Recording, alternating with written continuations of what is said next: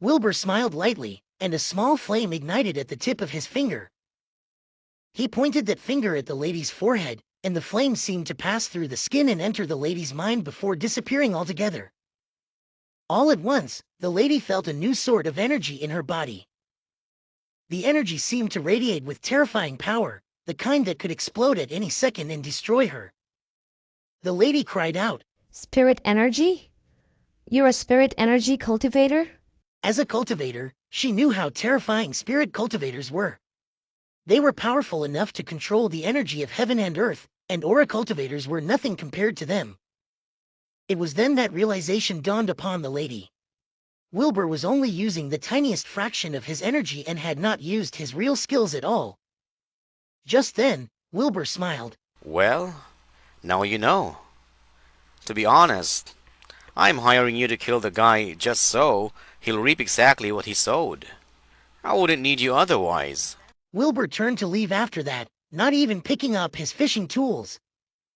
A moment later, the lady returned to her senses. She had been facing up against someone so terrifying and had been foolish enough to try and kill him.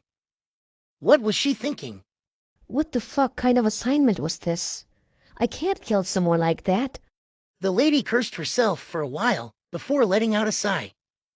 I guess there's no way out of this. She mounted her motorcycle silently, riding off into the night. Wilbur went home to see Faye already back and had prepared dinner. Let's have dinner. Faye smiled at the sight of Wilbur and greeted him. Wilbur nodded, and the both of them began to eat at the table. Faye said, I saw the transfer documents on the table.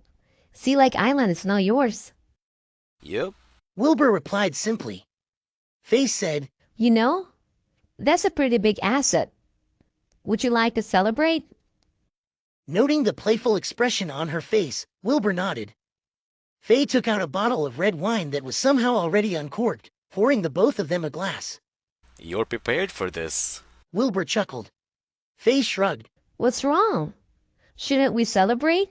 Yes, we should. Come on. Cheers. Wilbur raised his glass, and the two of them took a sip. After that, Wilbur told Faye about his trip to Willow Corp earlier, as well as what he had discussed with Chelsea. Faye smiled. She definitely made a smarter choice. It's a win-win. Chelsea knows a thing or two. She sure does. You should reach out to her as soon as possible and get it done. Wilbur said. Faye nodded. Got it, boss. The two of them continued chatting after that, and the bottle of wine was quickly finished. Wilbur volunteered to do the dishes. After he was done, he blurted out a random excuse and escaped to his room. Faye watched as Wilbur disappeared from her sight. She let out a long sigh, returning to her room. Later that night, in a hotel room, Blake was downing glass after glass of whiskey. His eyes were bloodshot, and his clothes were a mess. He had a wild and feral beast-like gaze. He spent $10 million bailing himself out of prison, and his case was not even over yet. The thought of having lost so much money just like that made him livid with rage. He had to admit that what he did to Wilbur had crossed the line.